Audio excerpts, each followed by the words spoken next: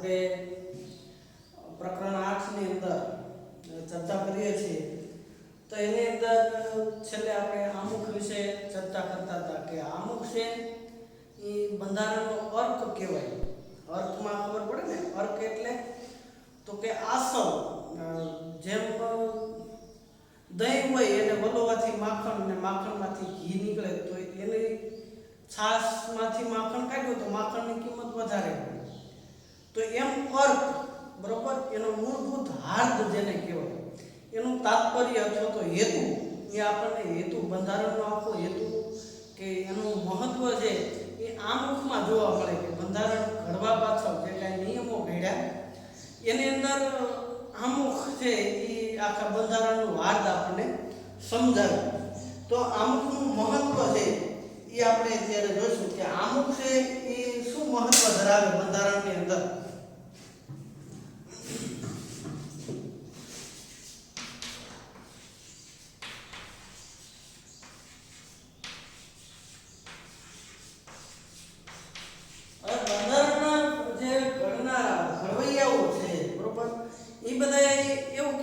બંધારણ છે એ એકદમ લચીલું એટલે સ્થિતિસ્થાપક, કે એમાં બંધારણની અંદર ઝડપથી ફેરફાર થઈ પણ શકે અને ફેરફાર ન પણ થઈ શકે એવા પ્રકારનું બરોબર જળ પણ છે અને એકદમ સ્થિતિસ્થાપક પણ છે. હવે આવું કેવી રીતે? તો કે બંધારણની અંદર જો આમુખને કે લોકોના મૂળભૂત હકોને કોઈ જાતની અડચણ ઊભી ન થતી હોય અને કોઈ કાયદાની અંદર કે બંધારણની જોગવાઈની અંદર ફેરફાર કરવા હોય તો એ ફેરફારો કરવા શક્ય છે. અને જો મૂળભૂત હકોને નુકસાન થતું હોય બરોબર, લોકોના મૂળભૂત હકો કયા? તો કે સમાનતાનો હક, સ્વતંત્રતાનો હક, ધાર્મિક સ્વતંત્રતાનો હક, શૈક્ષણિક અને સાંસ્કૃતિક હક. તો આ બધા જે આપણા મૂળભૂત હકો છે એ હકોનું જો કોઈ ઉલ્લંઘન થતું હોય તો બંધારણની અંદર કોઈ જાતના ફેરફાર થઈ શકતા નથી. કયા પ્રકારે ફેરફાર થઈ શકે એ આપણે જે આમાં આગળ છે એ આગળના ચેપ્ટરની અંદર અભ્યાસ કરશું. તો આમુખ છે એ મૂળભૂત આપણા બંધારણના મૂળભૂત હેતુઓ, ધ્યેયો, આદર્શો એ બધાને વાચા આપે કે બંધારણની અંદર છે એ લોકોની વિકાસ થાય, સામાજિક અને સાંસ્કૃતિક ને આર્થિક વિકાસ થાય. ટૂંકમાં લોકોને સમાન અને સરખો ન્યાય મળે અને પૂરેપૂરી સ્વતંત્રતા મળે. એના માટે જે લોકોએ પોતાના વિચારો, પોતાની અપેક્ષાઓ સરકાર સામે મૂકી, એ અપેક્ષાઓ છે એ આમુખની અંદર જોવા મળે છે. તો આમુખને છે એ બંધારણનો આત્મા કીધેલો છે બરોબર, કે જેમ શરીરની અંદર આત્મા વગર છે એ શરીરનું કોઈ જાતનું હલનચલન કે ચેતન હોતું નથી બરોબર. શરીર છે એ નાશ પામે આત્મા વગર. તો શરીરનું મૂળભૂત વસ્તુ કઈ છે? તો કે આત્મા અથવા તો હૃદય, કે આખા શરીરને ચેતનવંત રાખે. તો આખું બંધારણ છે એ શેના ઉપર ટકેલું છે? તો કે આમુખ ઉપર. આમુખ હોય તો બંધારણ કહેવાય, આમુખ વગર બંધારણનું કોઈ જાતનું મહત્વ છે નહીં. એટલે કોઈ પણ કાયદાના ઘડતરને સમજવા માટે, અર્થઘટન માટે આમુખ દ્વારા માર્ગદર્શન મળે. કોઈ કાયદાને તમારે સમજવો હોય અથવા તો નવો કાયદો અમલમાં લાવવો હોય તો સૌથી પહેલા આમુખને છે એ પૂરેપૂરું સમજવું પડે. જ્યારે કોઈ કાયદાની અંદર, અર્થઘટનની અંદર કોઈ અડચણ ઊભી થાય તો એવા સમયે છે આમુખનો અભ્યાસ કરવામાં આવે. એટલે આમુખ છે એ આપણને માર્ગદર્શન પૂરું પાડે. કોઈ કાયદા અથવા એનો હેતુ, આદર્શ કાયદો ઘડવા પાછળ સંસદની નીતિ એ જાણવા માટે છે એ આમુખ છે એ મદદરૂપ થાય બરોબર. કે સંસદની અંદર જ્યારે કોઈ નવા કાયદા કે બંધારણમાં સુધારા વધારા થાય તો એ સમજવા માટે કે એનો હેતુ શું છે એ સમજવા માટે છે એ આમુખ છે એ ઉપયોગી થાય. ત્યાર પછી કયા પ્રકારની મુશ્કેલીઓના નિવારણ માટે કાયદાને ઘડવામાં આવ્યો એનો નિર્દેશ આમુખમાંથી સ્પષ્ટ થાય.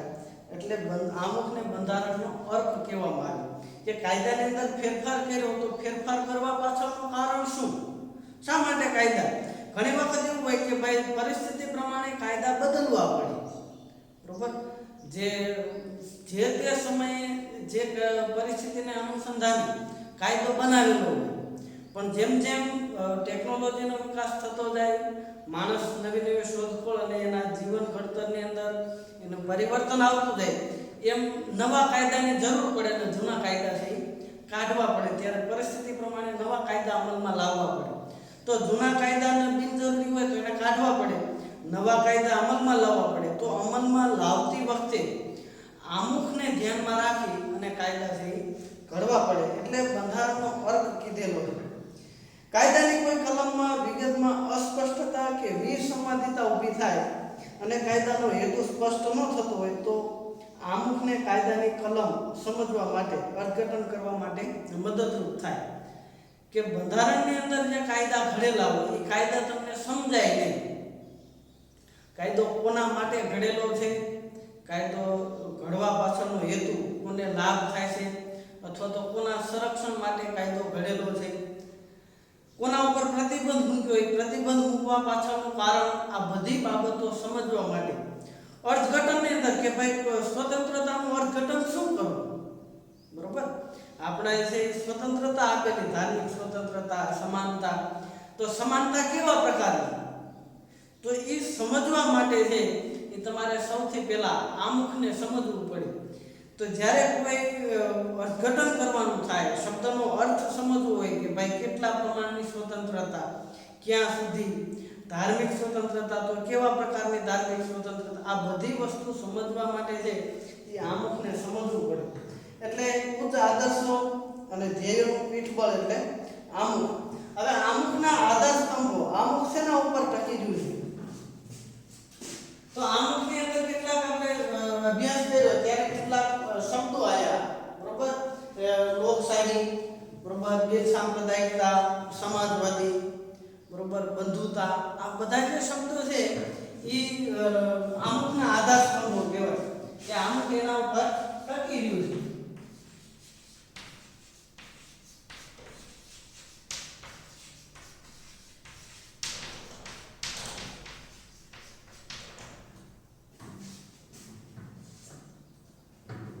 તો આમુખના આધાર સ્તંભો છે તો કે અમે ભારતના લોકો સાર્વભૌમ, સમાજવાદી, બિન સાંપ્રદાયિક, લોકશાહી, પ્રજાસત્તાક, બંધુતા, ન્યાય, સમાનતા, સ્વાતંત્ર્ય, રાષ્ટ્રીય એકતા, અખંડિતતા. આ બધા જે શબ્દો છે ને એ આમુખના આધાર સ્તંભો છે. કે એ શબ્દોને તમે સમજો તો એ શબ્દો ઉપર છે એ આમુખ ટકી ગયો ને એ આમુખ ઉપર છે આખું બંધારણ ટકી ગયું. તો એની અંદર આપણે પહેલો શબ્દ, આમ બધા શબ્દો નહીં પણ બે ત્રણ શબ્દોનો જે આપણે અભ્યાસ કરશું. પહેલી વસ્તુ છે લોકશાહી. આપણો દેશ લોકશાહી છે, બરોબર. સામાન્ય રીતે શાસન બે પ્રકારનું હોય, અને પહેલા આપણે ભણ્યા, બરોબર. કોઈ પણ દેશનું શાસન બે પ્રકારનું હોય, કાં લોકશાહી હોય કાં રાજાશાહી હોય. તો રાજાશાહીની અંદર રાજા દ્વારા નીતિ નિયમો ઘડવામાં આવે. હા, એને મદદરૂપ થનારું જે મંત્રીમંડળને એ તો હોય જ, પણ જે સર્વોપરી હુકમ છે એ રાજાનો હોય, બરોબર. અને પરંપરાગત છે એ શાસન ચાલતું હોય. હવે લોકશાહી, તો લોકશાહીની અંદર જે એ લોકો શાસક કરતા, જે શાસન કરનારો જે વર્ગ અથવા તો પ્રતિનિધિ હોય એ લોકો પોતાના સમૂહમાંથી ચૂંટી અને એને શાસન અમુક સમય માટે સોંપે, બરોબર. 5 વર્ષ હોય, 2 વર્ષ, 4 વર્ષ. તો એ જે તે દેશના બંધારણની અંદર જે નિયમો હોય એ પ્રમાણે છે એને દેશનું શાસન સોંપવામાં આવે. તો લોકશાહીની અંદર ભારતના બંધારણમાં ભારતના લોકો આખરી સાર્વભૌમ સત્તા સ્થાપવામાં આવી. કે લોકો છે એના હાથમાં સત્તા હશે, કે લોકો કોઈ પણ જે પોતાનો શાસક હશે એને સત્તા સોંપશે. જો એનું કામ અયોગ્ય હશે તો એને આવતા વર્ષ જે ટર્મ, જે ચૂંટણી હોય એની અંદર છે એ ચૂંટવામાં આવે નહીં. એટલે કોઈ પણ એક વ્યક્તિ કે વર્ગનું શાસન નહીં, પરંતુ સત્તાની અંતિમ બાગડોર, છેલ્લી જે સત્તા છે એ લોકોના હસ્તક હોય, બરોબર. કોઈ વર્ગના હાથમાં ન હોય કે કોઈ મોટો સમૂહ હોય, દાખલા તરીકે બહુમતીઓ હોય, ઘણી બધી લઘુમતી. આપણા દેશની અંદર ઘણા ધર્મના લોકો, હિન્દુ, મુસ્લિમ, શીખ, ઈસાઈ, બરોબર, આ બધા ધર્મના લોકો હોય. તો એ જે જાજો સમૂહ હોય એના હાથમાં સત્તા હોય એવું હોતું નથી. લોકશાહી મૂળ ગ્રીક શબ્દ ડેમોસ અને પ્રોટોસ. ડેમોસ એટલે લોકો અને પ્રોટોસ એટલે સત્તા, કે લોકોના હાથમાં સત્તા હોય એના ઉપરથી છે એ ઉતરી આવ્યો. સત્તા અમુક વ્યક્તિઓના હાથમાં નિરંકુશ રીતે સ્થાપિત થયેલી હોતી નથી. લોકોને આપેલી હોય, લોકોને સત્તા હોય, લોકોએ એના પ્રતિનિધિને ચૂંટી અને એને સત્તા આપી, તો એ નિરંકુશપણે સત્તા પોતે સત્તાનો ઉપયોગ ન કરી શકે. બરોબર, મન ફાવે એવું વર્તન કરે, કે ઈચ્છા પડે એવા હુકમો કે જાહેરનામા બહાર પાડે, તો એવું કરી શકાતું નથી. એના ઉપર અંકુશ હોય. કોનો? તો કે લોકોનો.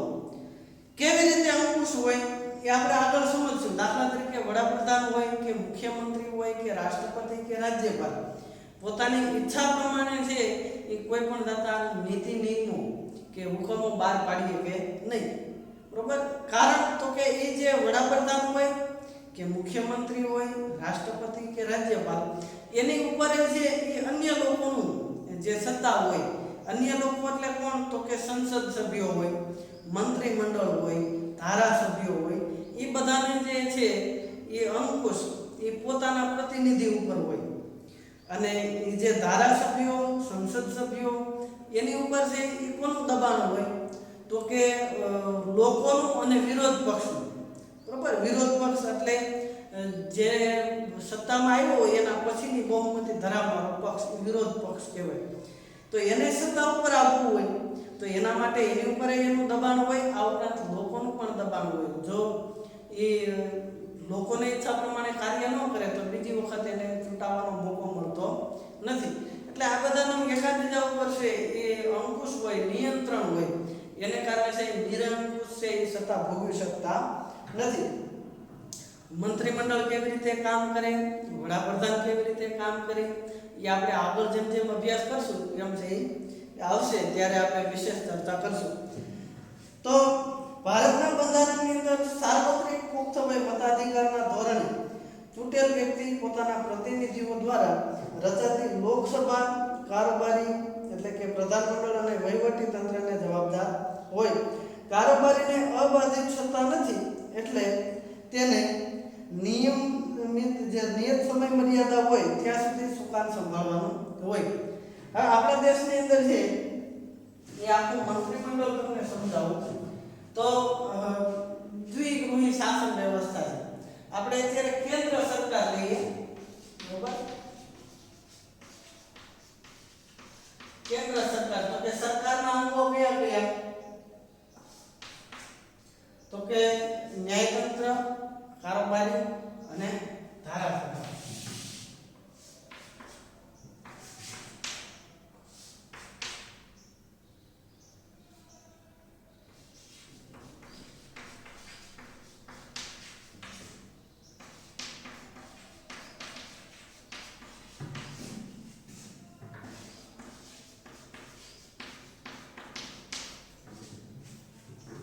તો આની અંદર આપણે જોઈએ કે ધારાસભાના બે ગૃહ હોય. બરોબર, બે ગૃહની અંદર તો કે એક લોકસભા હોય અને બીજું રાજ્યસભા. રાજ્યસભાની ચૂંટણી આપણે કરતા નથી, એને લોકો મત આપતા નથી. ધારાસભ્યના જે લોકો હોય, ધારાસભા જે તે રાજ્યની, બરોબર, જે તે રાજ્યની એ ધારાસભામાંથી જે લોકો રાજ્યસભા છે એના પ્રતિનિધિને ચૂંટે. કે ગુજરાતમાંથી 11 સભ્યો હોય, બરોબર, 11 સભ્યો છે એ રાજ્યસભામાં ચૂંટવામાં આવે. તો આની સંખ્યા કુલ 250, બરોબર. અને લોકસભા છે એની આપણે ચૂંટણી કરીએ તો એને આપણે કહીએ સંસદ સભ્ય. બરોબર, આમ જે લોકસભામાં બેસનારો વ્યક્તિ હોય એને આપણે સંસદ સભ્ય કહીએ. તો સંસદ સભ્ય છે એની ચૂંટણી આપણે કરીએ દર 5 વર્ષે. અને લોકસભાની અંદર જે દળ, ભાજપ, કોંગ્રેસ, આમ આદમી પાર્ટી, પરિવર્તન પાર્ટી, કોઈ પણ જે પક્ષ બહુમતી ધરાવે, જેના સભ્યો જાજા ચૂંટાય, એ મંત્રીમંડળ બનાવી શકે. બરોબર, એ પક્ષનું મંત્રીમંડળ બને. અને એ મંત્રીમંડળમાંથી કોણ બને? કે વડાપ્રધાન. બરોબર,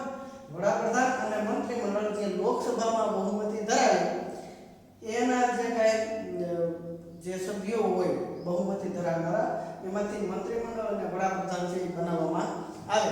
તો આ વડાપ્રધાનનો જે કાર્યકાળ કેટલો હોય તો કે 5 વર્ષ, બરાબર. એટલે એનો 5 વર્ષ છે એ સમય મર્યાદાની અંદર જો સારું કામ કરે તો બીજી વખત ચૂંટાવાની એને તક મળે, નહીંતર લોકો ન ચૂંટે. એટલે એકવાર એને કામ કર્યું પછી બીજી વખત એ ચૂંટણી લડી શકે, બરાબર. તો આમાં મત આપવા માટે 18 વર્ષનો ભારતનો નાગરિકત્વ ધરાવનારો વ્યક્તિ હોય એ લોકસભાની અંદર કે રાજ્યની જે ધારાસભાની ચૂંટણી હોય એની અંદર છે મત આપી શકે. એટલે આ કારોબારી છે, બરોબર, ધારાસભા કે કારોબારી એને અબાધિત સત્તા નથી. અબાધિત એટલે કે મન ફાવે એટલે છે પોતે સત્તાનો દુરુપયોગ કરી શકતા નથી. એને નિયંત્રણમાં છે સત્તા આપેલી. એટલે સમય મર્યાદા, અમુક સમય મર્યાદા સુધી એને છે એ શાસન માટે છે એ લોકોએ છે એ સમયગાળા માટે શાસન આપેલું હોય.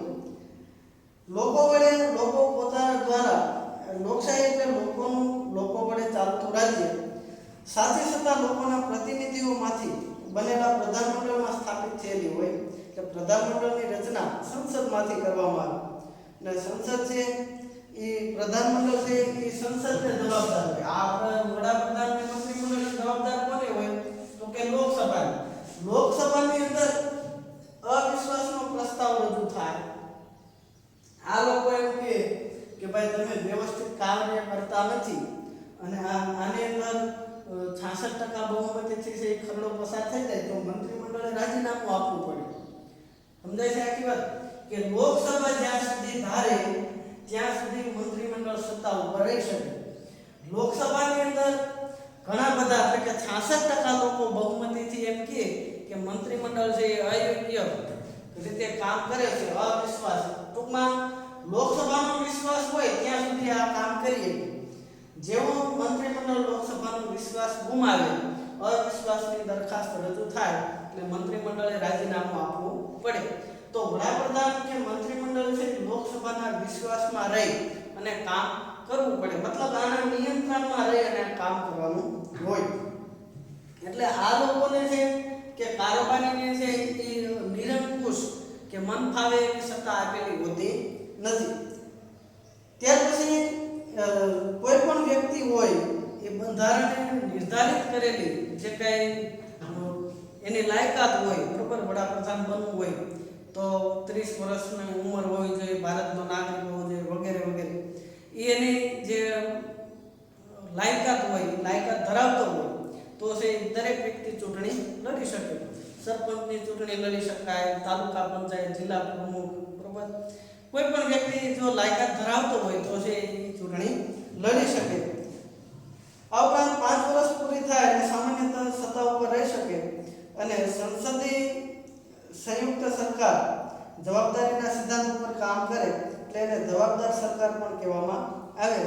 એટલે ભારતની લોકશાહીની અંદર સરકાર સ્વતંત્રતા, સમાનતા, બંધુતાની ભાવનાને સ્વીકારે એ હેતુને પૂર્ણ કરવા માટે પ્રયત્નશીલ રહેશે. અને આમુખની અંદર આની સ્પષ્ટતા કરેલી છે કે ભારતની જે કઈ સરકાર છે એ બંધુતા, સમાનતા માટે છે.